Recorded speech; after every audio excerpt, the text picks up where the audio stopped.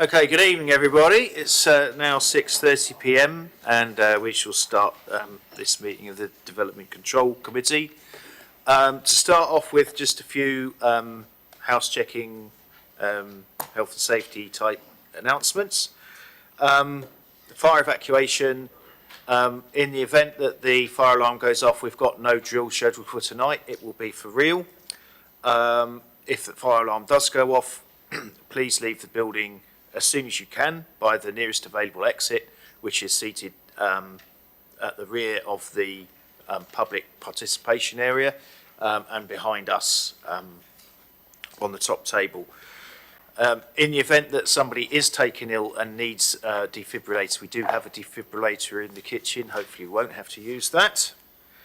In the event that we do have a fire alarm, we have a muster point. It's in the War Memorial Park. We'll leave by the front entrance and we will convene by the War Memorial Park. This meeting is webcast, so that's hopefully working tonight and members of the public will be able to see it.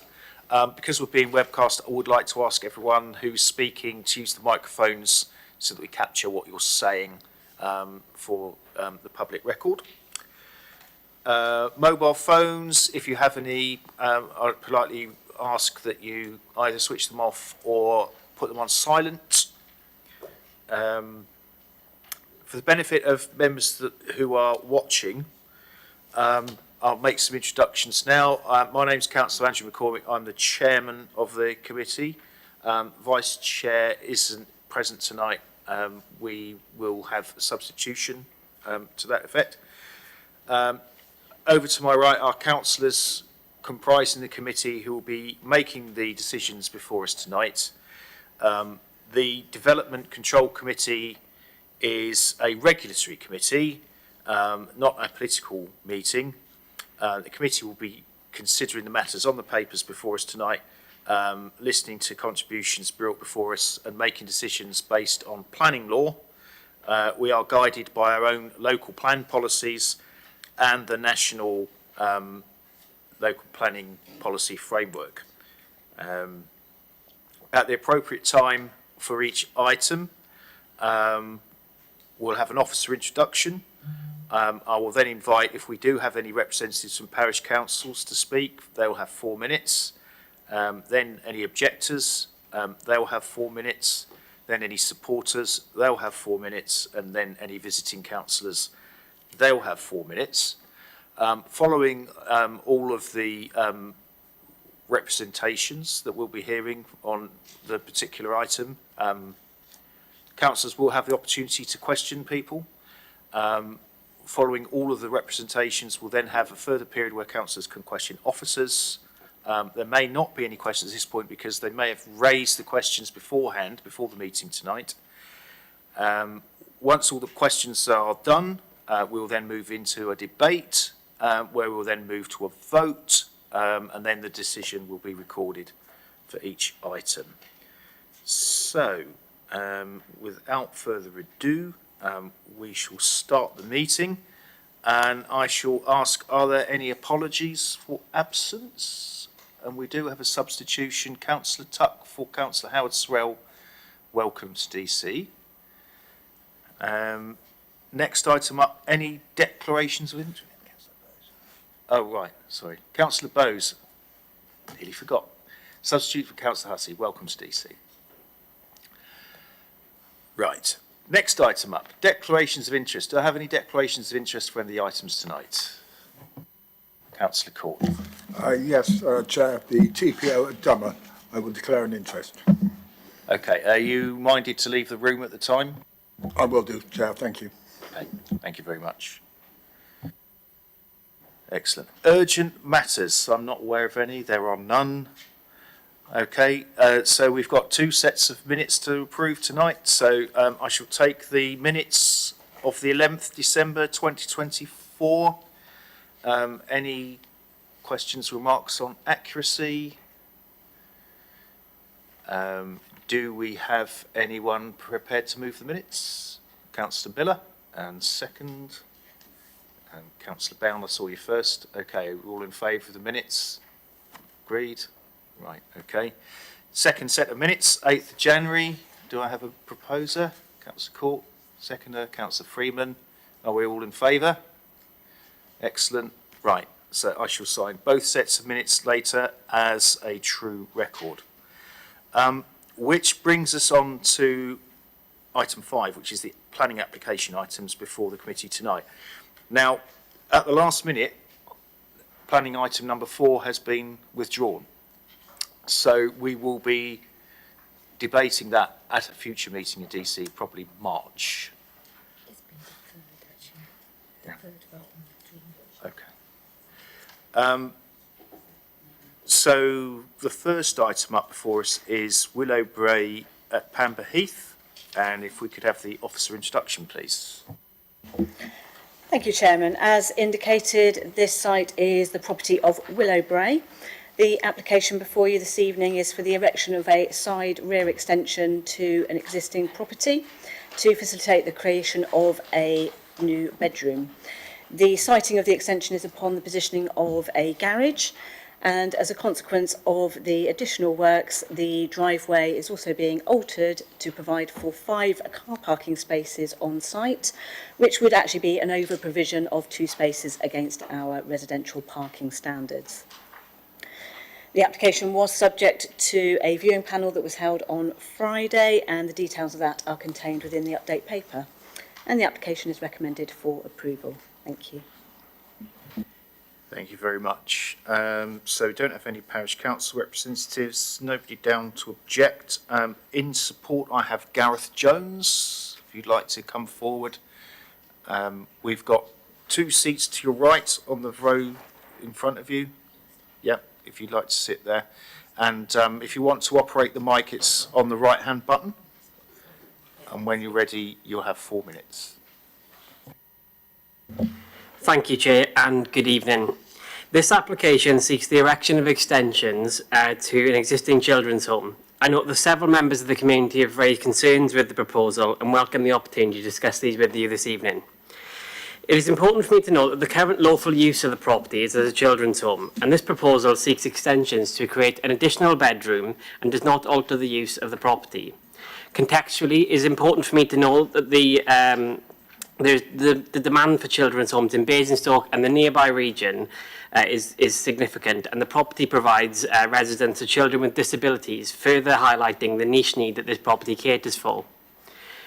The extra room proposed as part of this application has been specifically designed in order to meet the needs of a child who has already been identified. In the event of a grant of planning permission, the applicant will be able to provide accommodation for 3 children who are reliant on wheelchairs. The applicant works closely with Hampshire Social Care, and this further demonstrates their local commitment to the local area and local children, ensuring every child, regardless of their background, has the opportunity for high-quality care in the community. Concerns have been raised with regard to the impact of the proposal on the character of the area. The proposed extension is small-scale and not considered to represent overdevelopment of the site. Given this and the substantial screening that already exists on site that is intended to remain, this allows the proposal to accord with the wider development pattern of the area, a view shared by officers. As such, the proposal is considered acceptable in character of the area terms. Concerns have been raised with regard to the highways and parking impact of the proposal. As part of the application, a parking management plan was submitted which outlines how the proposed level of car parking is sufficient in order to meet the parking demand of the property. The report recognises that while there may be some short-term overspill onto the highway during switchover, the Highways Department raised no concerns about this proposal, and this is an important point to note on this matter. In addition to this, the alterations to the existing driveway proposed as part of the application to create 5-number car parking space overall on the driveway of the property. The parking spaces and cycle store details are proposed to be controlled via condition. As such, the proposal is considered to be acceptable in highway terms in line with national policy. The proposal does not have a severe or unacceptable impact on the highway network.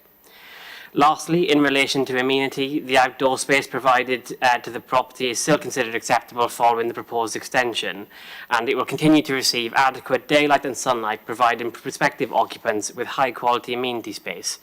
In relation to neighbouring amenity, there is sufficient separation to neighbours, and the proposed development is not considered to impact other amenity factors such as overlooking or privacy. A condition related to construction and delivery hours is proposed to be controlled via condition as agreed with officers. In conclusion, I would like to thank officers for their report this evening and for their hard work throughout the application. The proposed development provides a high-quality extension to an existing children's home rated as outstanding by Ofsted and will allow the applicant to further address a defined need for children's care more widely. Thank you. Thank you very much. Councillors, do we have any questions for Mr Jones? Councillor Bound. Good evening. Approximately how long would the changeovers take such that there will be parking outside on the road? I believe that in terms of the switchover periods are detailed in the application pack, which officers might be able to clarify. In terms of the basically, if on the plans the parking arrangement is sort of in a tandem arrangement effectively. So when we're referring to overspill, what we effectively mean, such as shown here, what we effectively mean by the overspill is that basically while one carer is leaving, somebody would basically have to just park on the road for a few minutes while the car pulls out, and then the other car can pull back in. So just to be clear, you're saying it's just a few minutes? Yeah. Thank you. Councillor Gaskell. Thank you, Chair. You mentioned that there were wheelchair users, and one of the concerns raised in 7.1 of the notes, number 6, was wheelchair access to the site will be blocked, which will raise an issue should an emergency arise. Could you explain how you will mitigate against that? So in terms of when we're sort of looking at, there's an existing sort of access ramp, is my understanding, into the property. It's been designed to basically, to meet the needs of the people who use the property already. It is already used by children who have disabilities, and the applicant would need to make sure that it's all been signed off by building control and Ofsted as well. It's not really a planning consideration in terms of that. I guess the specific of that, but yeah, I imagine that element would be controlled by and need to be signed off by both building control and Ofsted at the same time. So yeah. Councillor Cole. Thank you, Chair. The drawings don't actually indicate, but when we were on site on Friday, we noticed hedges there. Are they all being retained? Yes, so all the hedging will be retained. I note in the update pack, there was a discussion on site around it potentially being trimmed back. If that is, if that will obviously be required to facilitate the 5-number car parking spaces overall, and the applicant's agreeable to that. So, yeah. Any further questions? Councillor Jones. Hearing that there are wheelchair users there, will the transport for them be standard vehicles and therefore fit in what I believe are standard parking spaces, or will they be using larger vehicles and requiring larger parking? They will utilise vehicles that are sort of suitable to their needs. The car parking spaces, they meet the council's car parking standards for this type of development. So.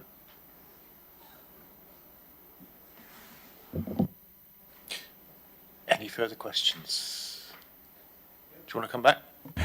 It was on another topic, in fact, the air source heat pump there, which is, I guess, where the new extension is, more or less where it shows the access.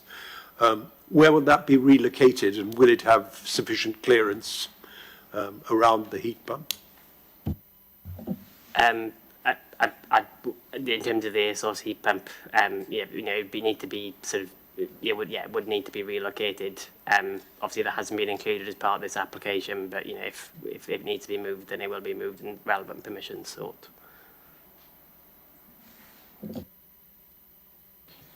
Any further questions, councillors? Okay.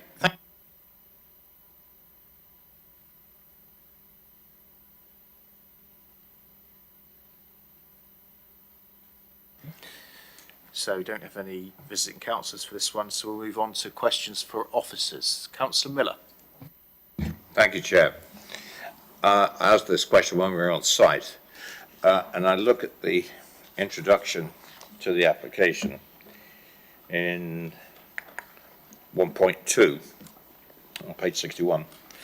And the surplus of parking spaces, when considered against the use as a Class 3 residential dwelling. My question to officers, are we addressing this as a residential dwelling, or are we addressing this as a children's care home, which is what in the introductory title, erection of a side rear extension to an existing children's home? Because it's either one, or correct me if I'm wrong, or the other. Thank you. So if I turn your attention to paragraph 3.2 of the agenda, you'll see that it is confirmed that this property as a dwelling is operating as a small children's home. However, under the use classes order, it benefits from a certificate that confirms it still falls within a Class C3 use as a residential dwelling. So it is a residential dwelling, it's just the occupants are not necessarily a family in a typical property, but it is a Class C3 residential use. So for clarity, we are addressing this as a residential dwelling. That is correct, yes. Thank you very much. Any more questions, councillors? Councillor Jones? Whether I could ask officers, I mean, we can see the heat pump in that photograph. Are we aware of any location that would be suitable for that heat pump?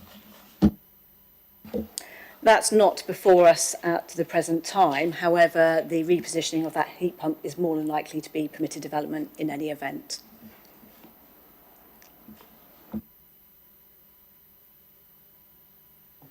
Councillor Tuck?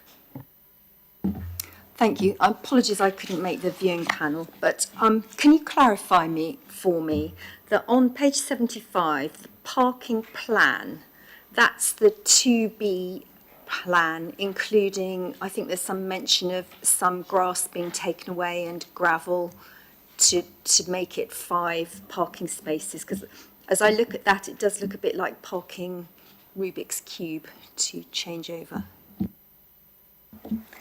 The parking on site is proposed to be in tandem, so yes, it is possible that cars would have to shuffle round at changeover times. However, if I ask, we can go to the slide with the aerial photo.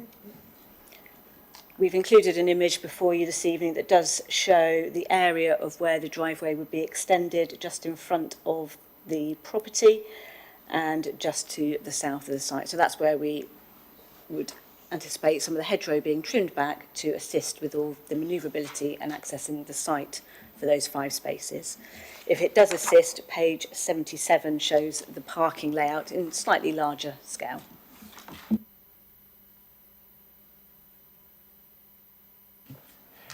Any further questions? Okay, we shall move on to debate.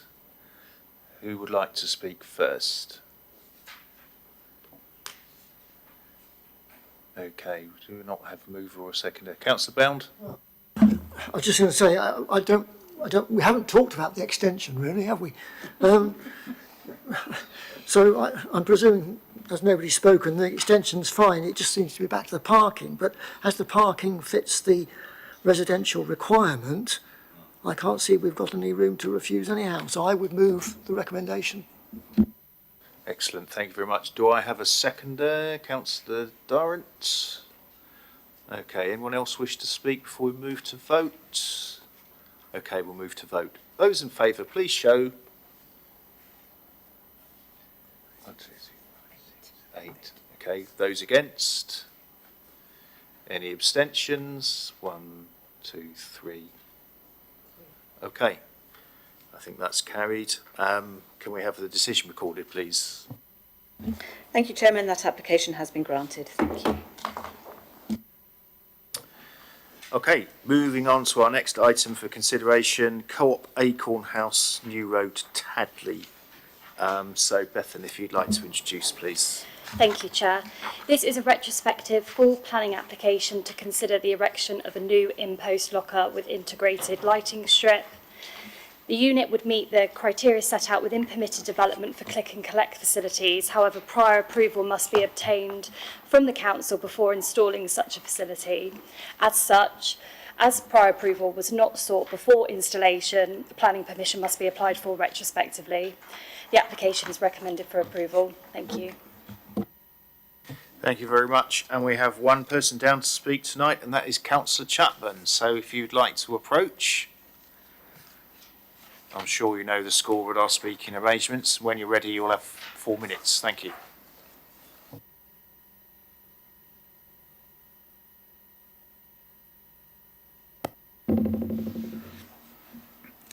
Thank you very much, Chair, and good evening, everybody. I submitted on behalf of us, the group of us, a 4-page document, which you'll be pleased to know that I don't intend to read through tonight. I'm sure you've read it before you came along tonight. On the basis that I'm not going to read through it, but you can still ask me all the questions you want on anything to do with it. On the basis that I would expect the application to be approved retrospectively, I would ask for your consideration of 2 conditions to be attached to that.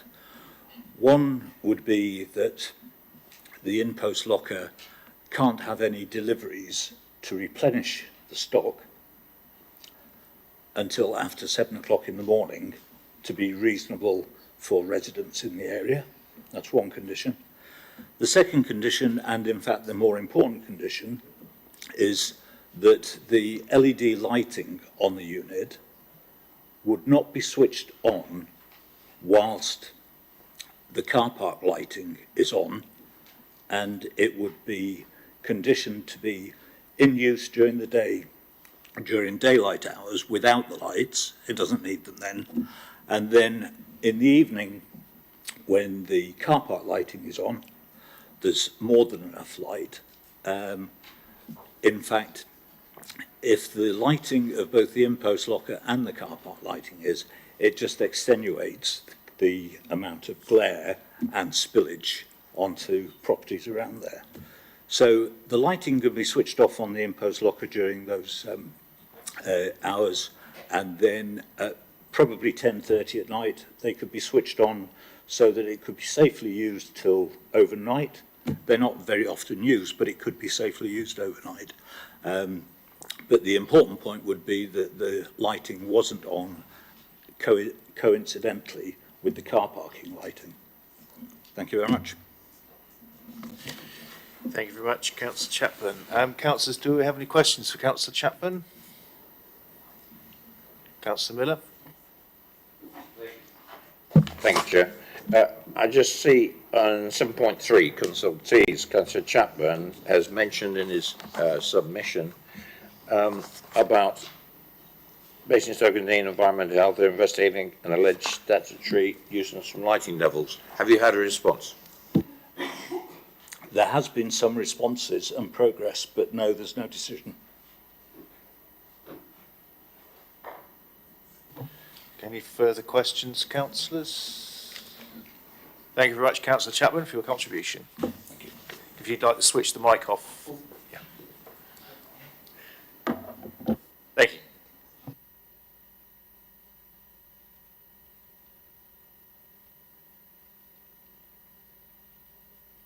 Questions for officers? Councillor Tuck? Yes, would we be able to support those conditions, please? No, it is contained within the report, but it is a 24/7 facility, and the environmental health officer has considered that the light is not a nuisance that's emitted from the in-post locker, so that would not be a reasonable condition either of the two to impose. But we do have a number of residents that do feel it is an issue.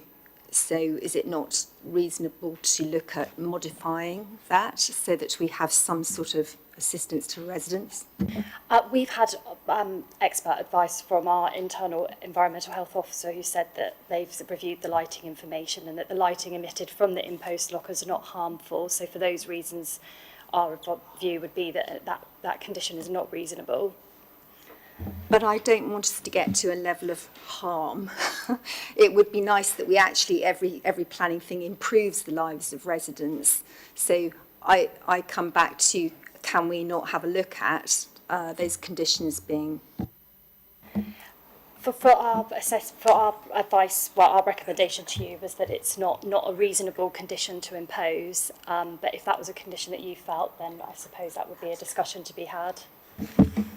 If I can come in there, we can't impose a condition if it's not reasonable. There would be a right of appeal, and we could possibly face an award of costs. You know, we can't do things just because residents want them. We can only do it if it's reasonable in planning terms. Councillor Freeman? Mine was pretty much the same question. I think that deliveries before 7 a.m. and not having the actual in-post locker lights on until the car park lights are off, I think they're perfectly reasonable conditions. I don't understand why we can't impose them.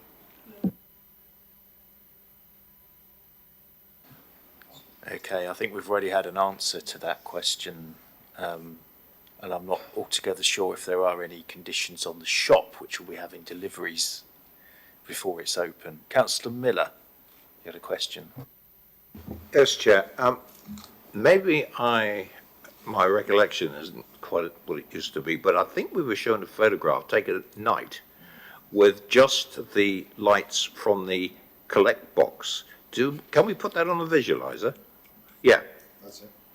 That's what the spill is at night. And I'm not sure, the parking lights aren't on. But thank you. I just wanted to let people who haven't seen that before have a look at it. Yes, because we visited it during the day, so we didn't get the chance to see that. Any other questions? Councillor Jones, I thought I saw your hand raised. Sorry. Yeah, when we were discussing the deliveries, I was going to ask if we had deliveries to other similar locations, whether we would end up with the lorry parking outside waiting till 7:30 in the morning with its engine idling. I think that's probably not that's been already covered in what we said. Councillor Bowes, you had a question? Yes, thank you, Chair. I understand that obviously we can't put a condition on the lighting, but can we put a condition on the deliveries and before that time or not, or is that a separate issue? Yeah, it's small scale. It's not a condition we've considered reasonable. Okay, thank you. Any more questions? Okay, we shall throw it open to debate. Who would like to go first? Councillor Miller. I think we saw enough on the viewing panel and heard sufficient this evening. I'd like to move the officer's recommendation. Thank you very much. Do I have a seconder? Councillor Court. Anyone else wish to speak before we move to debate? Vote.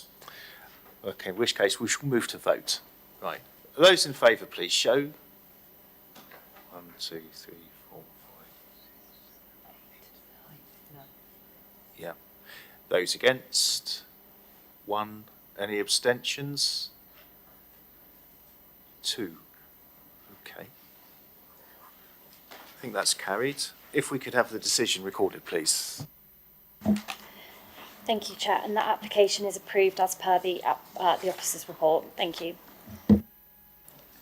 Thank you very much. Moving on to planning item number 3, and that is Bramley Cottage, Gangbridge Lane, St Marybourne.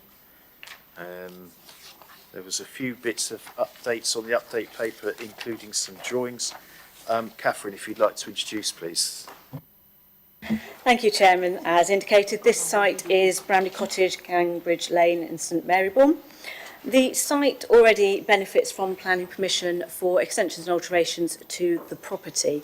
This permission has been implemented, as you will see from the photos on the visualiser when we come to them. The application before you this evening is to make some very minor alterations to the approved scheme. And these have actually been listed in paragraph 4.7 of your agenda on page 97. But in addition to those, on the update paper, we have received some amended plans, which includes a couple of further alterations to the scheme. And these include the addition of hard standing to the rear of the garage and the repositioning of 3 roof lights, 2 to the front and one to the side of the roof slopes. Therefore, as a consequence, condition 1 before you in the agenda has been amended to accommodate the altered plans, and they have also been set out before you within the update paper. The application is recommended for approval subject to conditions within the agenda and again the amended condition 1 within the update paper. Thank you. Thank you very much. Now, we don't have anybody down to speak on this item tonight, so councillors, do you have any questions you'd like to ask of officers? Councillor Phillimore. Can I have a bit of clarification on this issue of the dark night skies? On 827, it says that proposed amendments, exception 1 of EM1, would not result in any adverse impact on the Northwest Zone's national landscape.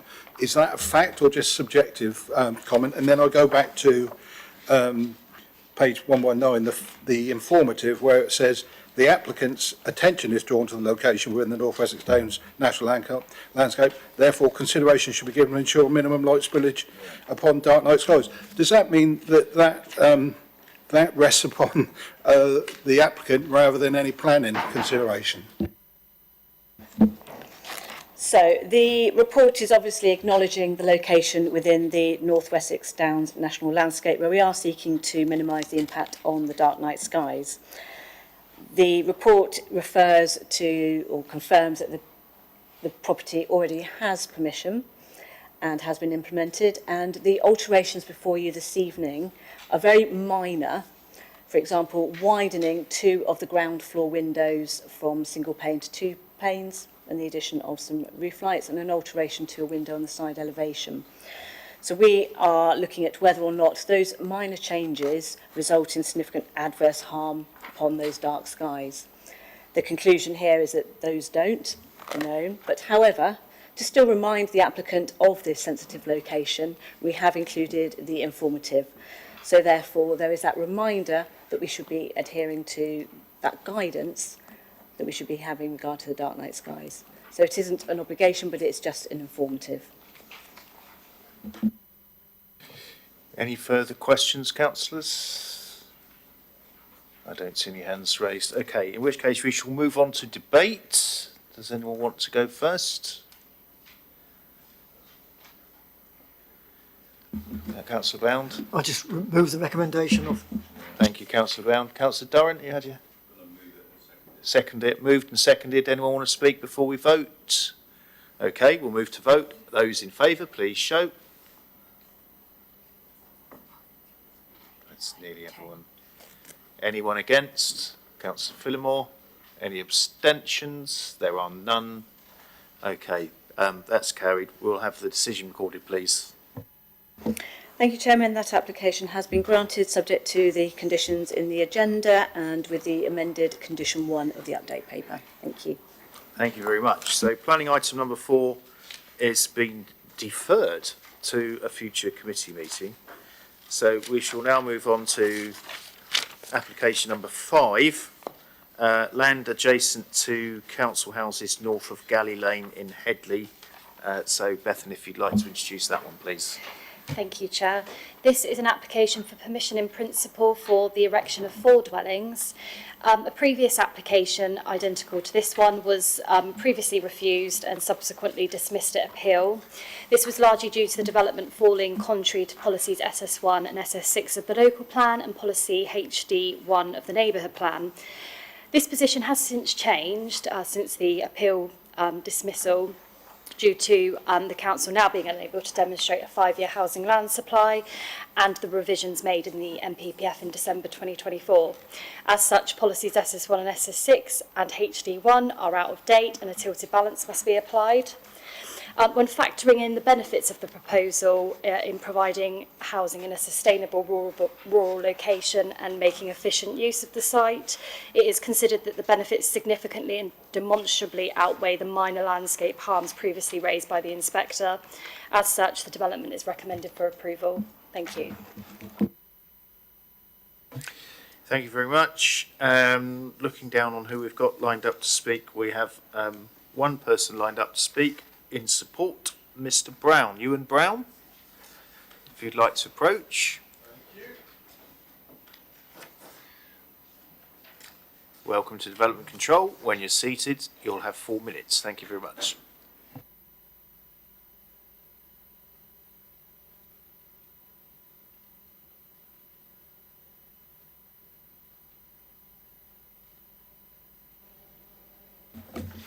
Good evening, Chair, members. Thank you for allowing me the time to speak to you.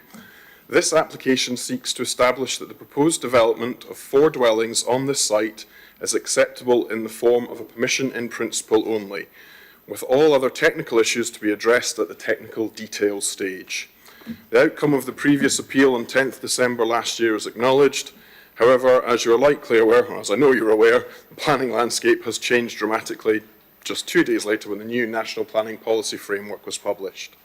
Housing targets increased while at the same time protections were removed from councils such as Basingstoke and Dean that are in the process of preparing a new local plan. The result is that the council now faces a substantial housing land supply shortfall, with the position comprising only 2.9 years as detailed in your officer's comprehensive report. Accordingly, the so-called tilted balance that did not apply on 10th December now applies to this application. In this context, relevant local plan countryside policies are considered to be out of date. As the MPPF acknowledges, small sites such as this can make an important and prompt contribution to meeting the housing requirements of an area. In terms of the tilted balance, this important contribution significantly outweighs any adverse impacts of granting permission. The site and the proposed 4 dwellings represent a logical extension to Headley at a density that respects the settlement's existing character in a location that is visually well screened with existing housing to the west and north such that any landscape harm is minor and well contained. Other matters such as design, layout and access can and will be properly addressed at the technical details stage, resulting in a high quality development. Such detailed matters are of course for consideration at that stage rather than as part of this permission in principle application. In summary, the development of sites such as this is necessary if the substantial housing shortfall is to be addressed. Any conceivable disbenefits associated with the proposal cannot come close to significantly and demonstrably outweighing the benefits of this scheme. We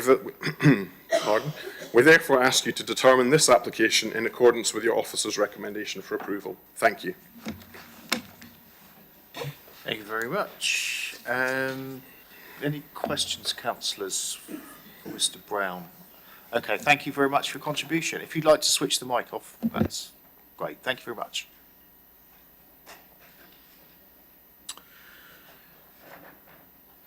Questions for officers? Do we have any? Councillor Tuck. I just wanted a sense check that the character and landscape harm arising from the development has not gone away in any shape or form. So we've acknowledged it on paragraph 8.49, page 164 of the officer's report. We're not saying that there is no harm. We're agreeing that it's minor, but actually through a high quality design and sufficient landscaping scheme at technical details consent that could be mitigated against. Any further questions? Councillor Court. Thank you, Chair. I'm just trying to get to the understanding of whether this site is isolated or not.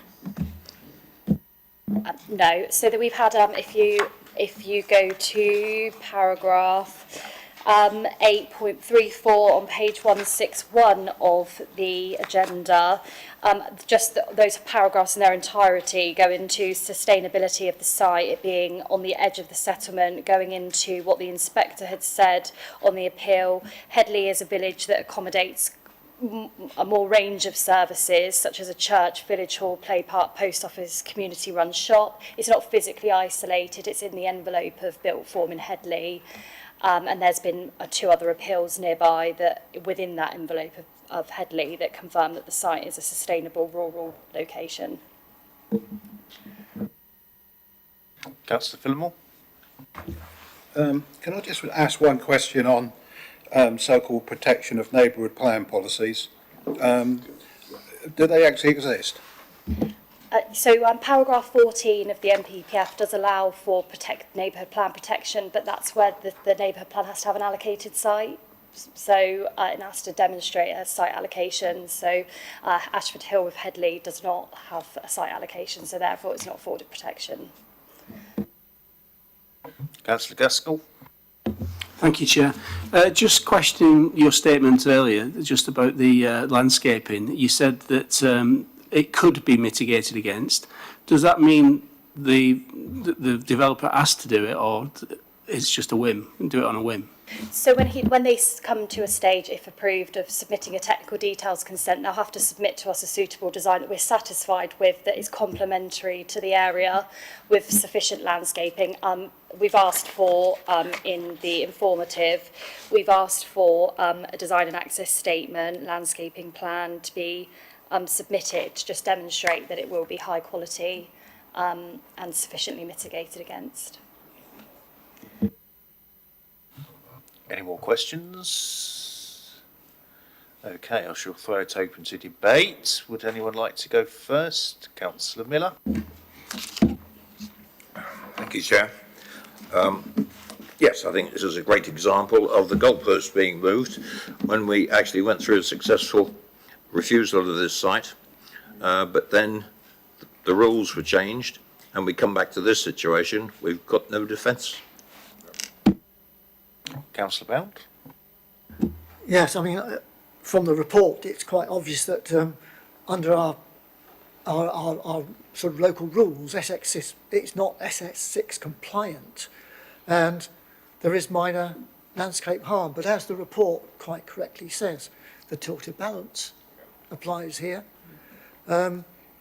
It's not isolated because of the previous inspector decision, and also this committee granted PIPs further down the road, further into the countryside, we might say, on the other side of the road in 2023, an adjacent one in 2022. So I'm not happy with it, but I'm prepared to move the recommendation. Thank you. Do I have a seconder? Councillor Court. Okay, it's been moved and seconded. Anyone else want to speak, or we'll just move to vote? We'll move to vote. Okay. All those in favour, please show.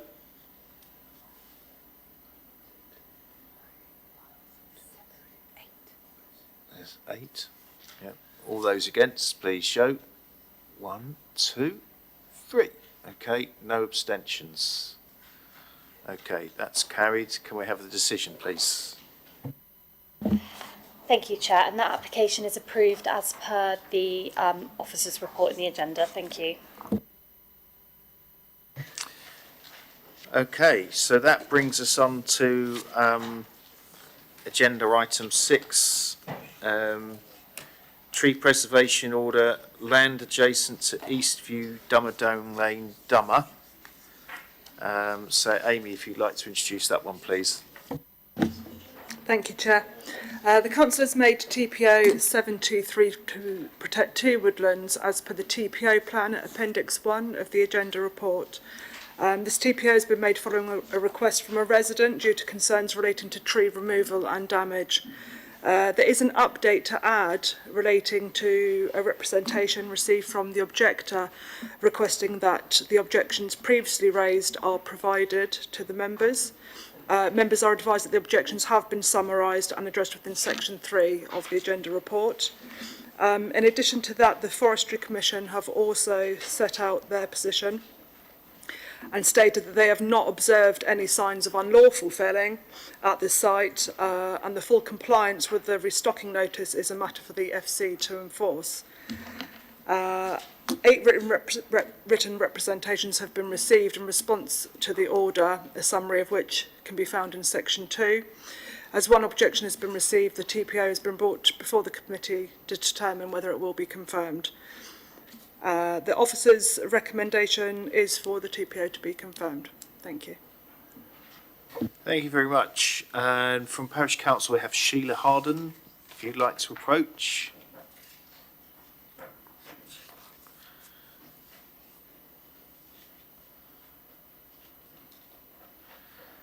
Welcome to Development Control. When you're seated comfortably, the right-hand button activates the mic, and when you're ready, you'll have 4 minutes. Thank you. Thank you, Chair. Dummer Parish Council requests that the TPO on this woodland area should be made permanent. The parish has lost many mature trees and hedgerows over the past 5 years. Developments along the A30 corridor, the old golf club and the new village golf club have led to the removal of numerous trees and hedgerows, disrupting wildlife corridors in the north of the village. The new warehouse site will compound this problem. The village has also lost an unusual number of trees recently due to natural causes like old age, disease, especially ash dieback, storm damage and waterlogging. Other factors have included housing extensions, lorry damage to branches, grass-cutting machinery harming trunks and roots, and gravelling front gardens for parking.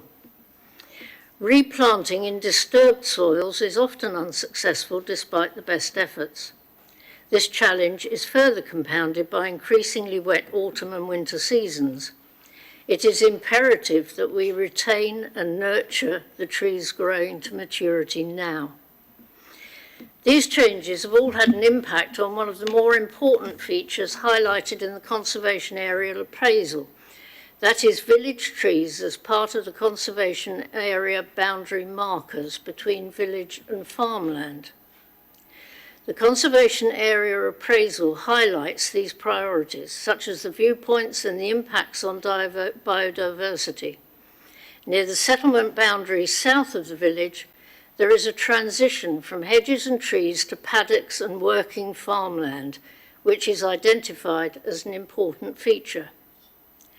This woodland area of native trees, now reaching maturity and planted under the guidance of the Forestry Commission, serves as a transition zone between the village and surrounding farmland. It marks the settlement boundary and enhances one of the best examples in Dummer Village of interconnected verges, trees, paddocks and fields, alongside a traditional single-track road that extends past historic cottages to Dummer Down Farm. As these trees continue to mature, they will further contribute to the area's characteristic transition from village to working farmland. This view is identified as a view of village significance, and the preservation of this southern border woodland is crucial to this and constitutes a key part of the conservation strategy for the area. Recently, 10 years since the woodland was replanted, there has been an observed increase in the population of owls, sparrowhawks, field mice, voles, foxes, deer, and once a polecat. 1 minute. There has been some clearance in the last couple of years that should be replanted to restore the connection with the rear hedge in particular. Basingstoke and the government have many green policies relating to trees and biodiversity, with which I'm sure you are all familiar. Protecting this small piece of native woodland ticks boxes in most of these, and your support for this protection to be extended indefinitely is consistent with these policies. Thank you. Thank you very much. Councillors, do you have any questions for Ms Harden?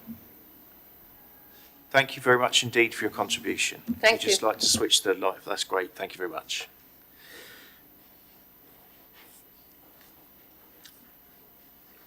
So, speaking in objection, we have John Willets, if you'd like to approach.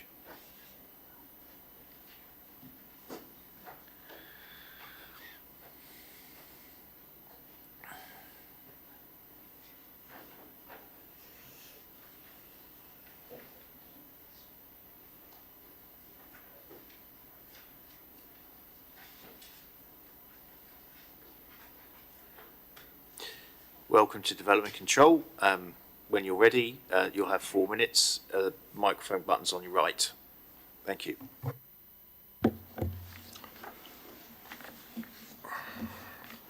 We owned adjacent land to this TPO for over 15 years. This woodland and surrounds had an absentee owner, and this area became an impenetrable wilderness of head-high brambles, self-seeded bushes, and chest-high nettles and ragwort. We managed to purchase this woodland 2 years ago to commence proper woodland management. We needed to clear this impenetrable jungle to even see what state the planted trees were in. This was done, and we also applied for equestrian use of the adjacent paddock land. However, neighbour comments to Planning and Tree Officer and Forestry Commission, possibly misinterpreting the undergrowth clearance, included many false comments. One repeated written comment was, several hundred trees, some mature and some immature, have been removed. I reiterate here that this statement is completely incorrect. In response, Forestry Commission officers did an official site visit in September 23. Meanwhile, the Basingstoke Tree Department had issued a temporary TPO 0715 in December 23, which came as a result of these neighbour comments. The Forestry Commission official site visit and my discussions resulted in the final letter received from them in February 24, which said, I have previously spoken with the planner over the phone and made it clear that this is the case. To be clear, we have not observed any signs of unlawful felling and advise that trees have established within the area to be restocked. This clearly shows the neighbour comments and consideration by the tree officers are not correct and substantially negates reason for issuing that previous TPO. That previous TPO expired in June 24. We assumed scrutiny by Tree Department was complete. Our submitted objection notes and comments from the Forestry Commission had been properly considered and accepted, and thus no TPO now existed. However, after a clear period of 4 months, another TPO was issued, the subject of your consideration this evening. However, the name of the location was changed even though it referred to the exact same area. Nothing has changed or been done to the woodland or surrounds. Why issue another TPO? What risk or perceived risk exists? All it does is add complexity to our woodland management that is not efficient, not effective, and time wasteful, having to notify a distant tree department for normal woodland management. I am qualified, holding a diploma from Agricultural College, to organise woodland management. Young growing trees require nurturing, not preserving with a TPO. A current example, the mature trees along Dumadan Lane require cutting back from overhead electricity cables. The SSE contacted us in early summer last year. I suggested work should commence after the bird nesting season. Upon later contact, I had to inform SSE of this new TPO and that they should contact the Basingstoke Tree Department. To date, this safety work has still not been done, much to the concern of residents with recent strong winds. This shows complete inefficiency of such TPO. Why is this woodland any different from other woodland in countryside outside of Dummer boundary? For example, planted woodland behind Tower Hill Farm that does not have a TPO and just 300 metres away. What risk is assigned to our woodland that is different to that woodland or other woodland? Is it because neighbours have written to the Tree Department and Forestry Commission saying incorrectly we have cut down hundreds of trees? I hope you can dismiss this order for a TPO as it is unwarranted, inefficient and not expedient to confirm. Thank you. Thank you very much indeed. That's pretty much bang on time, 4 minutes as well. Councillors, do you have any questions for Mr Willett? Councillor Miller. Thank you, Chair. Mr. Willett, have you had any response from the Tree Department to your very well put arguments? I have tried to have a site meeting, but that was not possible. I'm not sure if a proper site meeting was ever taken by the tree officers because I hold the key to the gate that goes in there. So I assume no site officer has been other than perhaps down the lane. And I had to remind them over the last week that they hadn't included the response from the Forestry Commission to say that no trees had been cut down and that the plantation was growing strongly. Thank you. Yeah. Can I just say, Councillor, it's not normal for a planning officer or a TPO officer to respond to representations received. The response to it is the report in front of you. Councillor Bound. Good evening. A number of the respondents on 2.2 talk about damage to trees from large machinery. What is your response to that?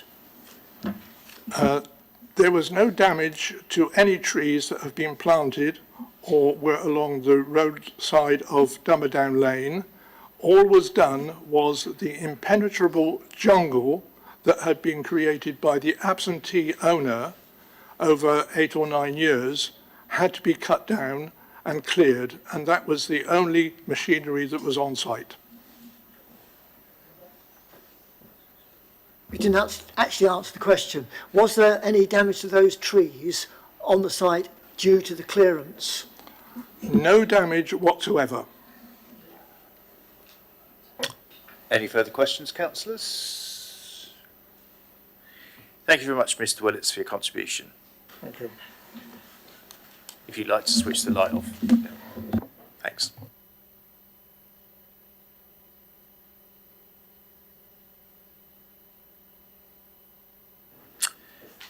And speaking in support, we have Mr. John Holden, if you'd like to approach.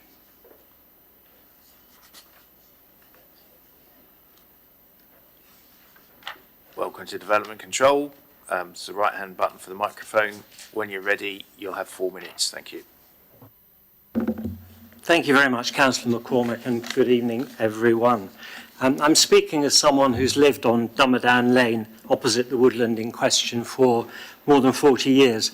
I did a bit of homework before coming here tonight about the sort of bigger picture on trees, and I note the complete cross-party political consensus and a raft of policy documents and legislation supporting woodland in the UK. I won't go into detail because we don't have time, but it's in the England Trees Action Plan, the NPPF, and in Basingstoke's own policies, particularly the Council's biodiversity strategy approved last year, which says how Basingstoke will support nature recovery in the borough and tackle the ecological emergency.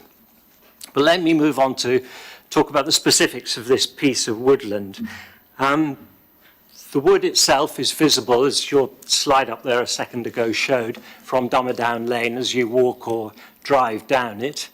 There was originally a pine wood planted there in the 1950s by Major Archibald Coates, who is in the Guinness Book of Records as the world champion pigeon shooter.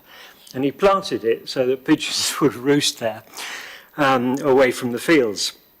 However, that wood was planted too close together, and as Mr. Willits just said, it was in pretty poor condition. In 60 years after it was planted, it was getting too old, and in the storm around Christmas of 2013, it suffered very considerable damage, at which point it was concluded that it should be felled and completely replanted.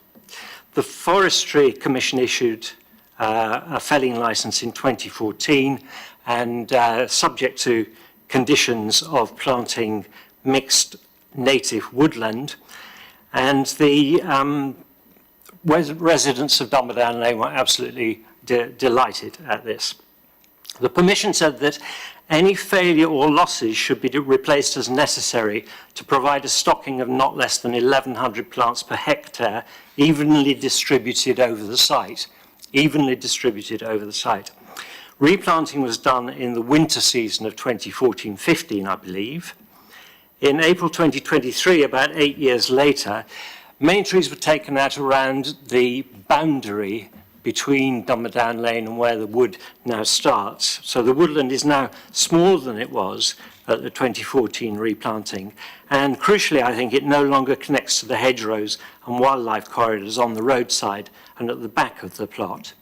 You got 1 minute This tells me that the felling licence did not adequately protect the wood, which seems to me a reason why the TPO is needed. The good news is that the remaining woodland is doing very well. It has been well maintained and it is supporting more wildlife. It's just come into a point after 10 years where it's becoming a valuable ecological and amenity feature, which is why it needs protection. The TPO attaches to the trees and the land and not to any particular owner. Once it's fully mature, the wood will be a beautiful addition to the landscape and a visually attractive part of the village streetscape, hopefully in perpetuity. Thank you. Thank you very much. Councillors, do you have any questions for Mr. Holden? Okay, thank you very much for your contribution. Thank you.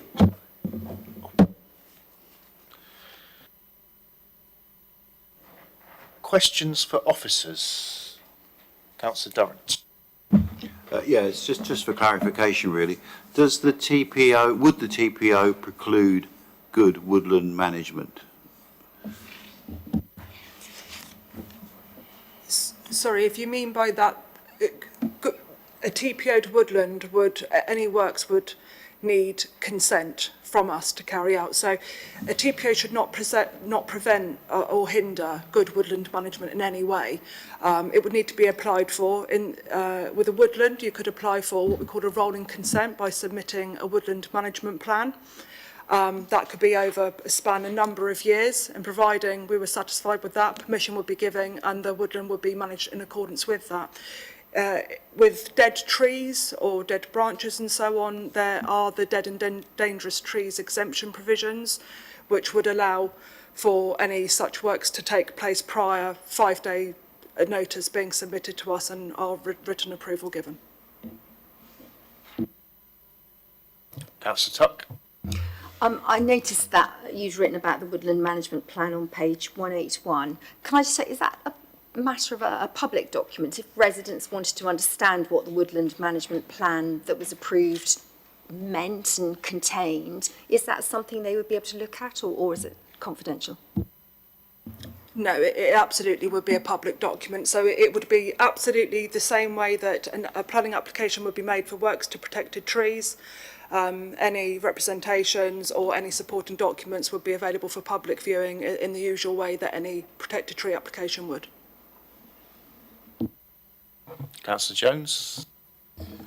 Yes, the map shows the area extending to Dummerdown Lane on the left-hand side there. Mr. Holden pointed out that planting there is very sparse or non-existent and not connecting to the hedgerows. Would the TPO encourage replanting of that area? With a woodland, we cannot, even when an application is made to remove trees, we cannot enforce replanting because a woodland should regenerate. So we don't generally replant in woodlands. The TPO extends to the perimeter of the site, excluding that central reservation that's been excluded to allow for clearance from the power lines, the 10 metres that the Forestry Commission requested. Does that answer? Yes, the area where I was talking about was against the lane, but yes, the Norwegian spruce, I think they were brought down the power lines. I think there was a break for 10 days, which was very inconvenient for those people affected.